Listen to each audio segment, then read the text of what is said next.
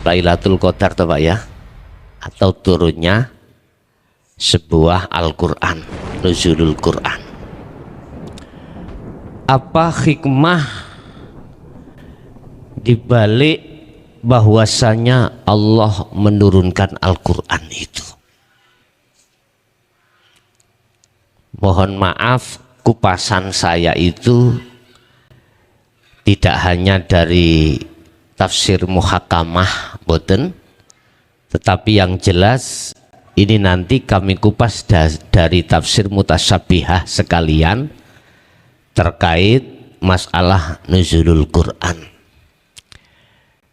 Dari kata bahasa nuzul, ya dah, itu adalah Allah telah menurunkan satu Al-Quran sebagai pedoman kitab umat Islam terhadap baginda Rasulullah Sallallahu Alaihi Wasallam, yang itu semuanya untuk kita sebagai umat, yang maksud dan tujuannya, substansinya, makhluk syahidnya adalah salah satu di antaranya untuk membedakan antara yang hak dan yang batil.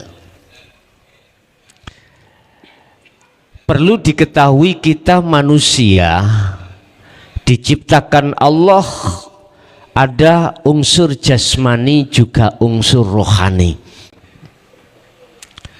Unsur jasmani kita diatur oleh Allah lewat kanjeng Nabi Rasul dengan hukum syariah sesuai dengan apa yang Allah katakan di dalam surah Ali Imran ayat 31.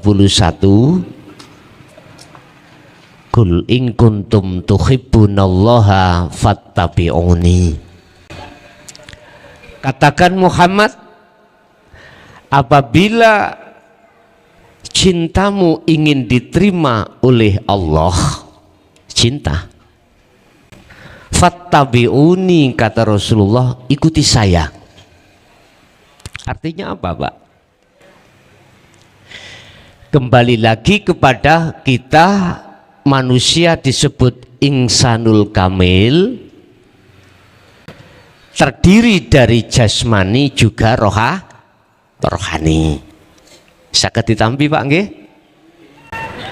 Jasmani kita diatur oleh Allah, diciptakan oleh Allah dari tanah nanti kembali ke tanah. Allah ciptakan rohani dari rahmatnya Allah, kita nanti harus kembali kepada Allah. Inna lillahi wa inna ilaihi raji'un. Ini kata kunci. Kata kunci kita manusia tidak hanya kita itu berunsur dari jasmani, kita juga berunsur dari rohani. Udah. Dari tafsir muhakamah yang dimaksud sebagai nuzulul Quran, yang punya hikmah membedakan antara hak dengan yang batil, kita harus mengikuti kanjeng Rasul. Mana yang dimaksud hak dan mana yang dimaksud batil itu sudah jelas. Sudah jelas diatur di dalam hukum syariah kita. Bahkan di dalam kitab Arba'un Nawawi ya, yang mengambil intisari Sahih Bukhari Muslim, di situ dikatakan perkara yang haram, perkara yang halal itu jelas. Lah, di antara dua perkara inilah ada yang disebut perkara yang subhat atau perkara yang membuat mamang. Bapak Ibu hadirin, kalau secara jasmani kita diatur di dalam hukum syariah yang telah disampaikan oleh kanjeng Rasul, kita sebagai umatnya layaknya harus mengikuti dan patuh hukum syariah. syariah. Mana itu larangan harus kita tinggalkan, mana itu perintah harus kita jalankan. Udah, saya tidak membahas di wilayah ini. Ini muhakamah, sudah jelas. Tapi izinkanlah kami akan membahas tentang wilayah mutasyabihah. Tafsir yang ada di dalam Al-Quranul Qadim terkait masalah nuzulul Quran. Bapak Ibu hadirin, kalau toh Al-Quran datangnya itu untuk membedakan mana yang hak dengan yang batil, yang kita lakukan secara hukum syariah, terus ruhaniyah kita itu bagaimana? Ruhaniyah kita sudahkah sesuai dengan apa yang dimaksud di dalam hukum syariah? Bapak Ibu ketahuilah, di dalam surah Al-Anbiya ayat 25 Allah memberikan inti wahyu terhadap Kanjeng Rasul untuk kita sebagai umatnya. Wa ma arsalna min qablika mir rasulin illa nuhi ilaihi annahu la ilaha illa ana fa'budun. Muhammad, aku tidak akan mengutus satu utusan sebelum kau, berarti Nabi Adam sampai beliaunya, kecuali illa nuhi ilaihi annahu, harus membawa wahyu, dan wahyu ini harus disampaikan di tengah-tengah umat. Mohon maaf Pak, mungkin kalau kita sudah buka hikam insya Allah sedikit paham. Sebab di dalam Al-Quran itu Allah sampaikan tentang tauhid itu tahapan sekawan. La ilaha illallah, la ilaha illa huwa, la ilaha illa anta, la ilaha illa ana. Bahasa Al-Quran di dalam surah Al-Baqarah 208 Allah katakan kesempurnaan dari Islam tingkatnya sampai pada ma'rifat Allah, syariah, thariqah, hakikat dan makrifat. Mohon maaf pada saat kula waktu wonten pondok tahun segitu itu, kula memangnya diutus abah kula untuk dempet terhadap Mbah Najib. Gak kira ilmu itu nanti dibuka, tapi saya disuruh untuk mendekat terhadap beliaunya.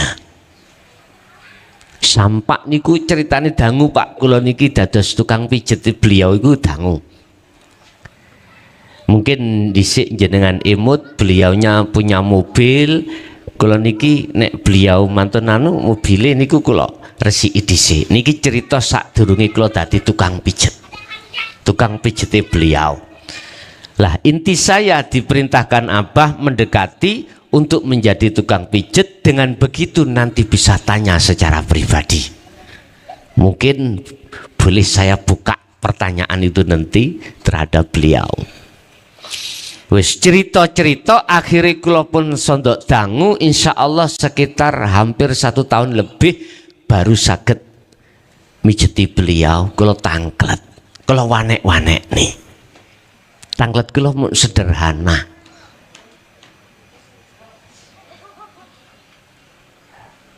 Romo Yai, menungso niku kan mboten mung jasad kemawon. Menungso niku nggih wonten rohipun. Kula namung tanglete namung setunggal. Napa pendidikane ruhaniyah niki? Nek cara jasmani sampun jelas lewat hukum syariah. Lah rohani ini kaya nopo? Tapi sebetulnya kula piyambak sudah dapat modal dari Abah cuman untuk bertasheh. Sifatnya bertasheh. Akhirnya nopo Bapak Ibu sing kula dapatkan dari beliaunya Al-Maghfurlah. Ternyata kula nggih dipesen dijanji gak oleh kondo sapa. Dulu nek saniki mboten napa-napa. Krana dulu mboten nangsal, sakniki mboten napa-napa. Ternyata kula buka niku di dalam satu ayat, huwallazi arsala rasulahu fil huda wa dinil haq liyudhirahu ala dini kulli walau karihal musyrikun. Mangke saen pados niku wonten surat napa? Ternyata jawabannya adalah bil huda wa dinil haq. Kalau buka ning tafsir Jalalain, dinul haq ai dinut tauhid. Dikembangake malih dinul tauhid niku dateng Ikhya. Ternyata jawabannya ngeten, Mbak. Ruhaniyah itu kudu dibimbing ilmu tauhid untuk mengenal dan mendekat terhadap Allah. Niki. Lajeng kula padosi melih kepanggih dateng surat Al-Kahfi ayat 100. Di situ dikatakan wa man kana yarju liqa rabbi falyamal amalan shalihan wala yusyrik bi ibadati rabbih ahadah. Kalau wis mboten menerjemahkan dari bahasa pondok, kula mriki padha mbek nguyai segara pulian. Substansi dan mahal syahidnya aja. Barang siapa yang ingin bertemu Tuhannya, lah ini Pak, maka falyamal amalan shalihan. Pertama iki beliau memberikan kula jawaban, ruhaniyahmu kedah kholwat, ruhaniyahmu kedah uzlah. Uzlah sangka apa? Dijawab Al-Baqarah 256. Wa may yakfur bitaghuti wa yu'min billah. Ruhaniyah kudu ninggalno perkara selain Gusti Allah. Abot Pak nggih? Abot. Jadi ruhaniyah niki kedah kholwat. Walaupun jasmani ini di tengah pasar, ruhaniyah harus kholwat. Dan atau jasmaniyah itu ditempatkan Allah di tempat sunyi, ruhaniyah harus kholwat. Intine kholwat meninggalkan ruhaniyah dari iman selain Allah, yakfur bitaghuti, lalu wayu mimbillah, dan beriman hanya pada Allah. Udah satu. Lah tumpaane niki Bapak Ibu, tumpaane kholwat yang nantinya akan bisa membedakan al-haq dengan al-batil niki mungkin sering kula sampaiake di konten-konten YouTube kula. Dan ini pun saya ngerujuk atas jawabannya Mbah Najib. Ternyata setiap kalimat tauhid tadi Pak memunculkan berbagai zikir. Pertama, la ilaha illallah memunculkan zikir jahri. La ilaha illahuwa memunculkan zikir sirri. La ilaha illa anta memunculkan dzikir sirul asror, dan la ilaha illa ana memunculkan dzikir fana'u dzikri.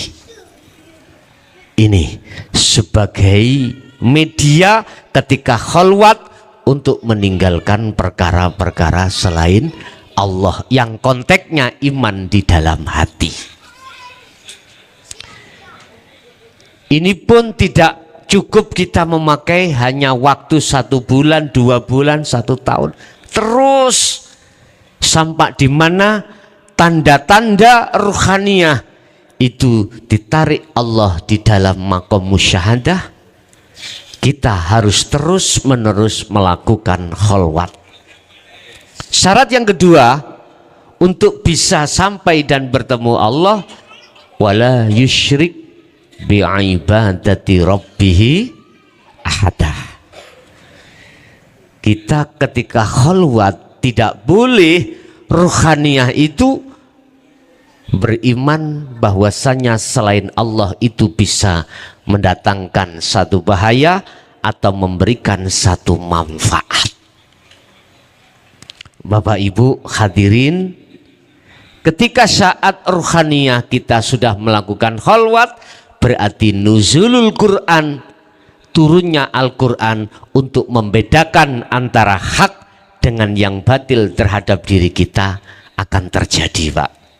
Sehingga mohon maaf kalau kita melakukan sholat sesuai dengan surah Al-Baqarah ayat 238, di mana di situ Allah katakan hafidhu ala sholawah was sholatil wusta wa qumu lillahi qanitin ay khosyi'in.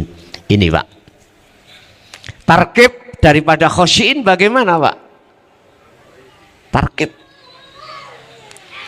tadi di awal ayat hafidhu ala sholawah. Jadi di sini ada jamak, maksudnya adalah 5 waktu, zuhur, asar, maghrib, isya, subuh sebagai hukum syariah. Lalu wassolatil wusta, sholat yang dimaksud di tengah-tengah ini, ketika saya ambil dari tafsir muhakamah, khilaf ulama, ada yang mengatakan asar, ada yang mengatakan maghrib. Tetapi ketika sama kami tarik dari sisi tafsir mutasyabihatnya, ternyata wassolatil wusta di situ adalah ay as-sholatun daimun. Makanya di belakang itu kan ada waqumu lillahi qanitin ay khosyiin, wajib sholat itu khusyuk. Mohon maaf, urusan bagi pribadi kita sunahkan khusyuk itu sunnah, terserah. Yang jelas saya berpedoman bahwasanya sholat itu wajib khusyuk bagi saya, karena ayatnya memakai kalimah komah, tidak memakai kalimah fa'alah. Ada apa dengan koma? Ada apa dengan fa'alah? Walaupun koma memakai wazan fa'alah. Ternyata Bapak Ibu, kalau koma itu menjaga tidak hanya secara fisik jasmani kita sholat menghadap Allah, ruhani pun harus makrifat pada Allah. Mpun dianggap kejeron loh niki mboten. Mpun mboten. Nek sampean anggap kejeron, kapan mutu sholat kita nanti bagusnya? Sebab nyuwun sewu, ketika ruhaniyah Allah wa nafakhtu, Allah menyertakan ruhaniyah itu akal dan nafsu. Bapak Ibu, akal dengan nafsu, mana yang menang, akal apa nafsu? Di dalam nafsu itu ada sifat 2 yang terkumpul di dalam ruhaniyah kita. Mohon maaf, ini adalah pengertian daripada tentang ruhani yang selama ini kami dapatkan, termasuk beliau dari Hadratus Syekh ning Tambak Beras tahun 86 itu Mbah Najib. Tapi kalau dikandakno Pak, dulu itu, sekarang angsal. Karena iki zaman wis akhir. Dan juga zaman dimana kan kita ingin Pak sholat kita mutunya lebih bagus, ya tak? Dan kita sering waktu sholat ingat si A, si B, si C urusan dunia, itu pasti. Bagaimana supaya tidak seperti itu? Lah itu loh maksudnya nuzulul Quran secara hakikat, pendidikan ruhaniyah kita. Karena diterima atau tidak diterima Bapak Ibu, ruhaniyah kita menghadapi dua sifat, satu basariyah, dua basiroh. Yang basariyah mungkin bisa dibuka di dalam kitab hikam Pak. Ada dua nafsu yang ada di situ, nafsiyah dan amaroh. Wa ma ubarri'u nafsi inna nafsa la amaratum bisu. Dua nafsu itu selalu mengajak ruhaniyah lalai pada Allah. Jelas-jelas kita itu sholat untuk menghadap dan bertemu Allah, menyembah Allah. Mengapa ruhaniyah kita itu kok mohon maaf teringat selain Allah? Mohon maaf loh Pak ya, saya bukan guru, ndak, saya cuman menyampaikan oleh-oleh kula tatkalane wonten pondok mriki dari Mbah Najib pada saat itu tahun 86. Nggih, kula namung 3 tahun Pak, lulus aliyah langsung kula niki dikengen pindah ning Kediri pada saat itu. Lah, nafsu nafsiyah ini dan amarah duduk di dalam sifat basariyah. Apa sifat basariyah? Sifat manusiawiyah. Apa sifat manusiawiyah kita? Intinya kita itu suka, bersukaria, bercinta kasih terhadap wazujina linnasi hubbus syahawah.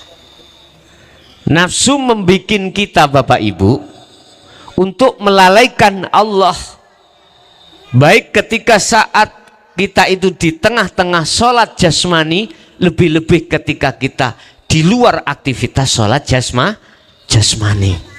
Selalu hati ini lalai pada Allah. Apa sebab? Karena ruhaniyah kita itu yang menang adalah sifat basariyah. Itu satu. Yang kedua adalah sifat basiroh. Sifat di mana di dalamnya ada nafsu lawamah dan mutmainnah. Tadi saya katakan wama ubarri'u nafsi inna nafsa la amarantum bisu illa ma rohima rabbi. Artinya di situ ada nafsu yang dirahmati. Artinya apa? Sifat basiroh ini Pak. Manakala sifat basiroh itu sudah kita didik untuk melawan sifat basariyah, mohon maaf, ruhaniyah kita tidak akan menjadi budaknya hawa nafsu. Jelas ruhaniyah kita condongnya millata Ibrahim Hanifah, condongnya pada Allah. Nah terus bagaimana cara mendidik sifat basirah di dalam diri kita yang selalu menyertai ruhaniyah bagaimana? Makanya kadang-kadang kita sebagai manusia itu dihadapkan urusan dunia dan urusan akhirat. Mana yang lebih kita pentingkan? Kedua-duanya juga penting. Rabbana atina fid dunya hasanah wa fil akhirati hasanah wa qina adzabannar. Artinya jadikanlah kepentingan-kepentingan duniawiyah itu sebagai mazra'atul akhirah, kata Rasulullah. Jadikan sebagai tanaman yang buahnya itu sebagai buah akhirat. Syekh Ibnu Athaillah mengatakan di dalam kitab Sarhul Hikam, kitab Hikam niku, laku dohiriyah, laku dunia menjadi bekal akhirat itu hanya satu.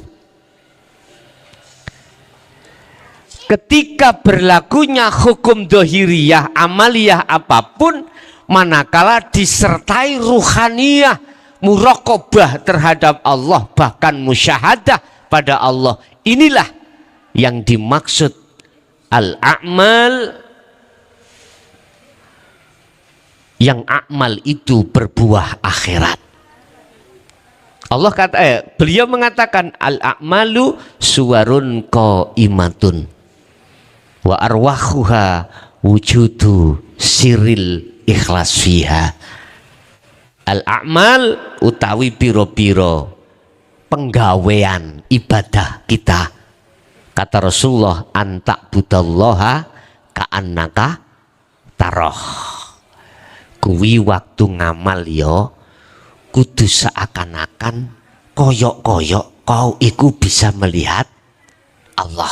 Wa ilam taro, apabila kau tidak bisa melihat, ya kudu seakan-akan ruhaniyahmu merasakan kalau kau itu selalu dilihat oleh Allah. Itu kan ihsan, Pak. Definisi ihsan. Al-a'mal utawi piro-piro agawe iku suwarun qaimatun, laksana koyok patung sing jegideg. Kayak ngeten iki, Pak. Patung tidak bisa obah, nggak punya sifat kuat, nggak punya sifat kalam, nggak punya sifat sama, nggak punya sifat apapun yang menjadi sifat wajibnya Allah. Al-a'mal seperti itu, Pak.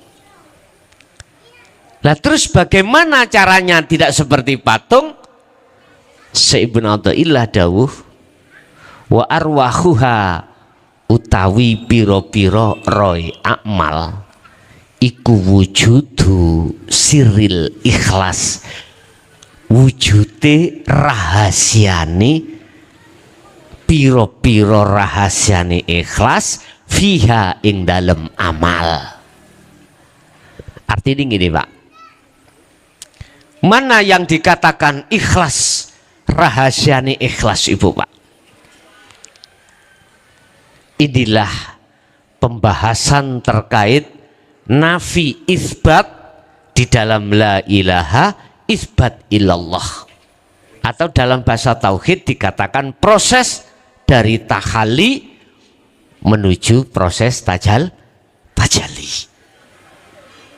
Kalau niki kagungan rencang teng mriki, Pak, insya Allah tasik wonten beliaunya Kang Imron Jamil niku rencang kali kula mukhalid duka priyantune sak mangke wonten pundi kula mboten semrap.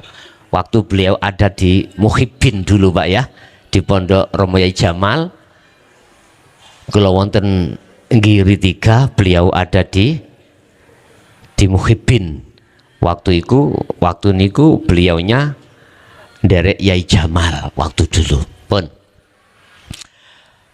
Jadi amal itu akan bisa bermanfaat di akhirat manakala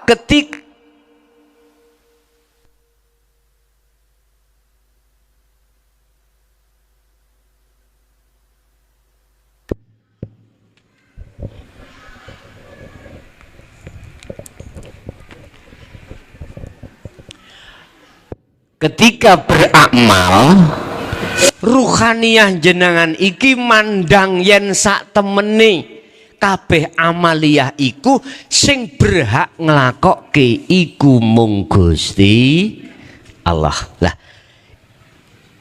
condonge iman ruhaniyah datang Allah di dalam keihsanan inilah yang akan menjadikan amaliyah itu akan bisa berbuah di akhirat.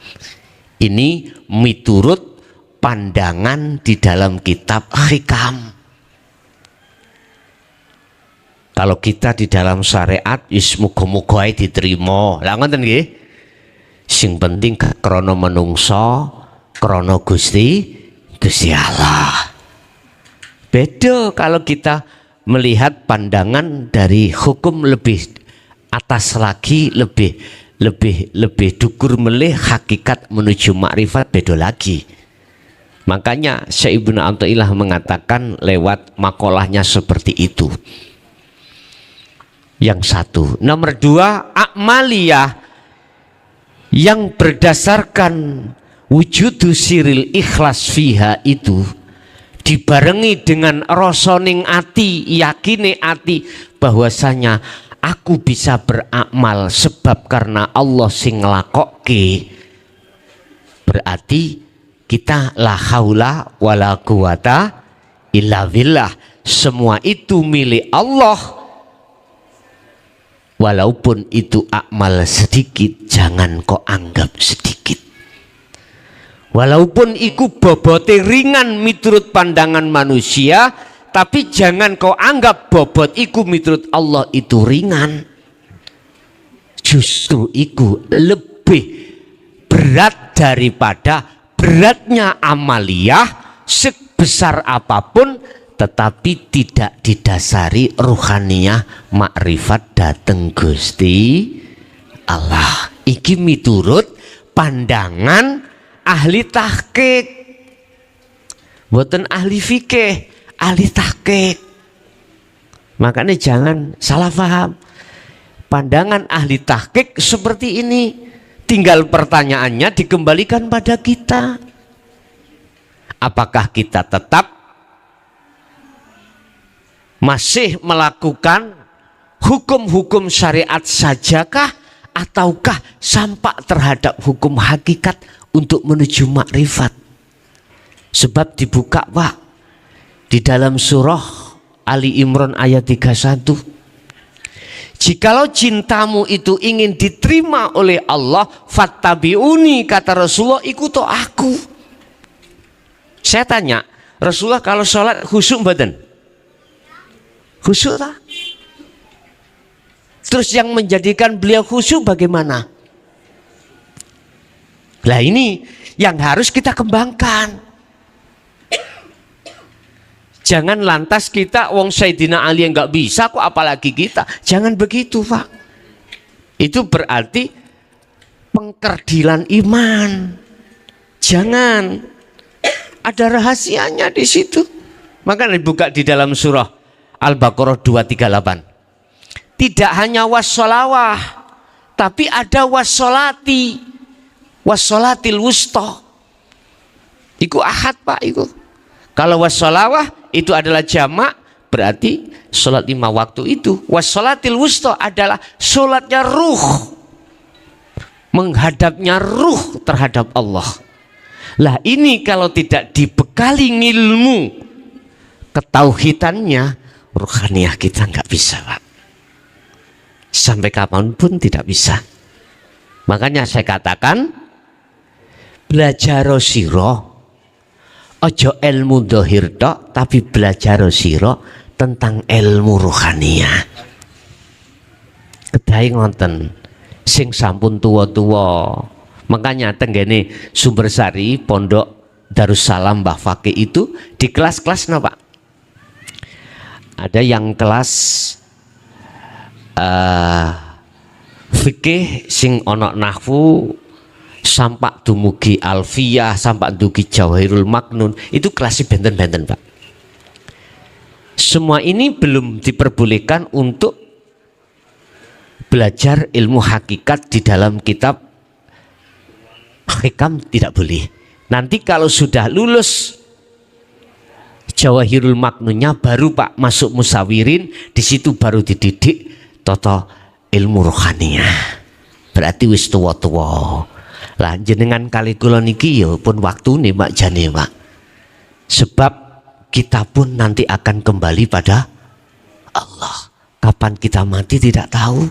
Ingat, Allah memberikan satu sinyal, kalau menurut saya sebagai warning. Mangkana fi hadhihi a'ma fahuwa fil akhirati a'ma wa adhallus sabila. Barang siapa saat di dunia mata hatinya masih buta terhadap Allah, terus sudah ketututan sedo mati, maka di akhirat pun juga begitu. Yang lebih ngeri lagi, ayat ditutup dengan ayat wa adhallus sabila. Subhanallah, udah kita sudah tua, mikir apa lagi Pak? Yang kita pikir bagaimana kita nanti kembali kepada Allah, dengan keadaan tidak buta, alias kita itu terang benderang. Sami sebetulnya dengan jasmani kita. Jasmani kita dikasih Allah mata namanya ainul basyariyah. Ini kalau kita buta tidak akan pernah bisa jalan dengan baik. Walaupun jalannya itu dipenuhi lampu, dipenuhi dengan matahari terang, bagi kita yang buta nggak mungkin akan tahu membedakan mana jalan dan mana jurang. Yang pasti ketika kita berjalan kemana Pak? Kalau nggak percaya nanti kalau kita pulang kita ayo terpejam semuanya. Apa yang terjadi? Pasti kita akan jatuh di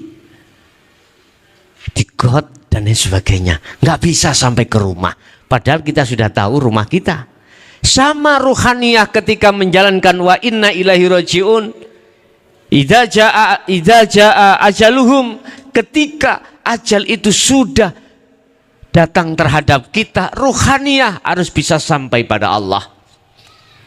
Ruhaniyah kita punya mata Pak, namanya ainul basiroh.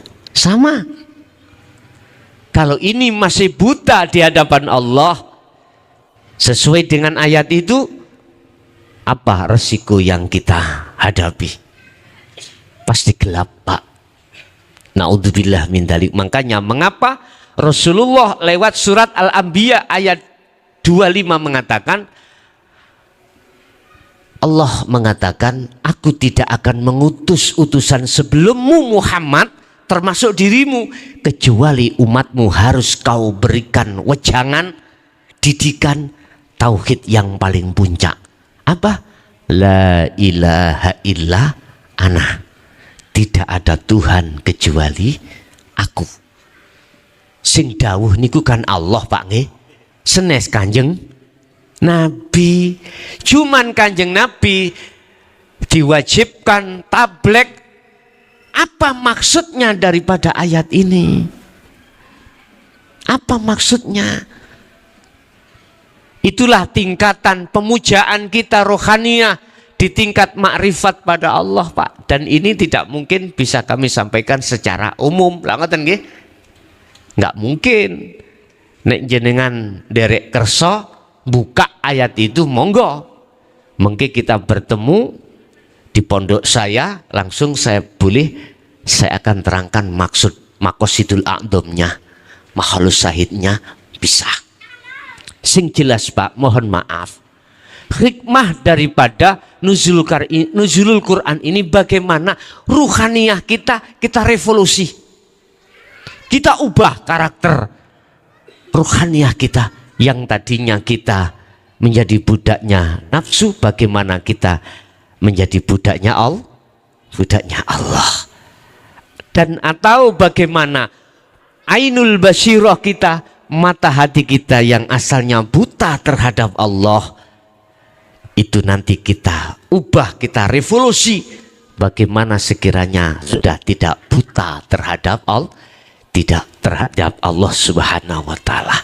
Baik Bapak Ibu hadirin, mungkin itulah beberapa hikmah nuzulul Quran yang bisa kami sampaikan. Yang jelas Pak, jenengan selama ini sudah tahu atau tidak, ternyata di belakang Al-Quranul Karim kita ada Al-Quranul Qadim. Yang Al-Quranul Qadim itu tertuang hanya terhadap hamba-hamba Allah yang mukhlasin.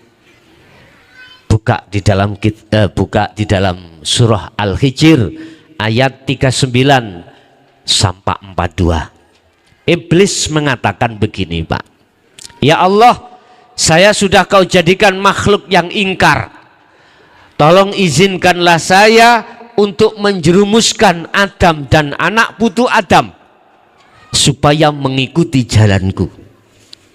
Allah katakan, silahkan, illa ibadaka, kecuali hambamu satu yang tidak bisa ku sesatkan, atau hambamu yang tidak bisa aku lewatkan jalanku, kata iblis. Siapa itu? Innahumul mukhlasin. Siapa al-mukhlasin? Inilah beliau-beliau yang ruhaniyahnya itu sudah membawa Al-Qur'anul Qadim. Syariatnya membawa Al-Qur'anul Karim, ruhaniyahnya sudah membawa Al-Qur'anul Qadim. Apa Al-Qur'anul Qadim? Yaitu tanpa dinulis tapi bisa diwaca. Ya hanya beliau yang bisa membaca, hanya beliau.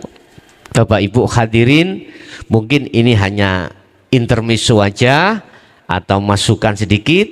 Yang jelas, janganlah kita beribadah hanya berbobot dohiriyah saja, tapi berbobotlah sampai ruhaniyahmu.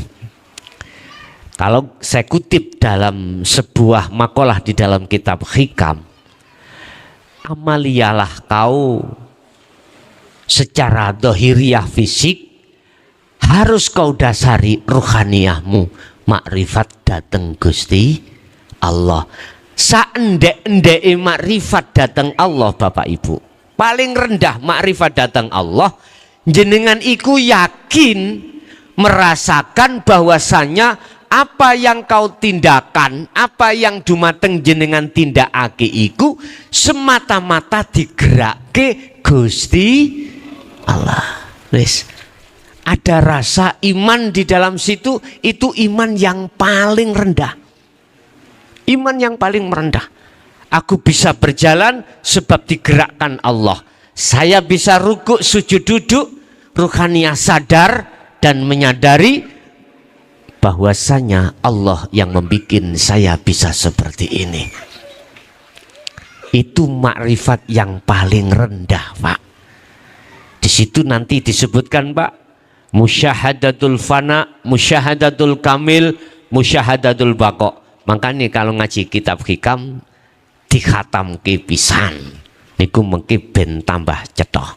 Mungkin itu Bapak Ibu hadirin jamaah rahimakumullah, apa yang bisa kami sampaikan. Sesuai biasanya, Pak, kalau saya memberikan tausiah sedikit demi sedikit, itu pasti aku berikan satu momen untuk tanya, Pak. Untuk tanya apa yang ku sampaikan tadi, kok yo ada yang nggak paham, bisa tanya. Tapi jujur saya hadir di pondok pesantren Bahrul Ulum ini, kula niki padha mbek nguyai segara. Jadi mohon maaf kula mboten berguru, tapi ngguroni mboten.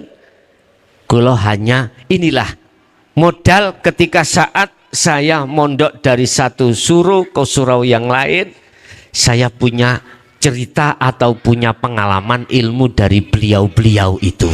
Termasuk dari Mbah Najib, sing tidak boleh diceritakan yaitu tadi tentang dzikir tadi, Pak, ya, tentang dzikir. Tapi waktu itu dulu, kalau sekarang boleh, Pak, karena ayatnya sudah turun, liyudhirahu ala dini kulli walau karihal musyrikun. Boleh ikut disampaikan di tengah masyarakat umum, Bapak Ibu.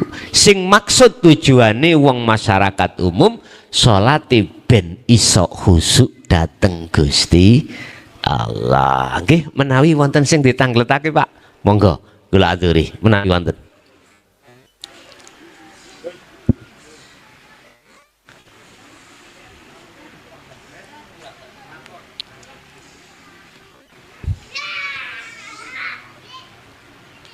Tasik wonten, nek mboten langsung ditutup doa. Doane Romowan nggih, Romo Yai Fatih saking kula mulai awal sampai akhir. Barangkali ada khilaf, banyak kesalahan baik dari secara lugat, bahasa dan lain sebagainya, tingkah laku. Kula atas nama pribadi nami kula Mukhlason Rosid lah ya. Mungkin nomor induk masih ada, dibuka tahun 8 pinten, nami kula wonten Mukhlason teng mriku. Ning pondok kan tasik wonten administrasi nih. Bekas-bekas lama alumni pasti ada.